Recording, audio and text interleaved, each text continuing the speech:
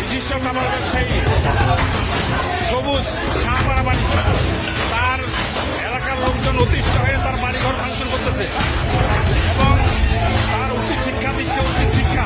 সেই অত্র এলাকার লোকজনকে ধ্বংস করে ফেলছে, যুব সমাজকে ধ্বংস করে ফেলছে।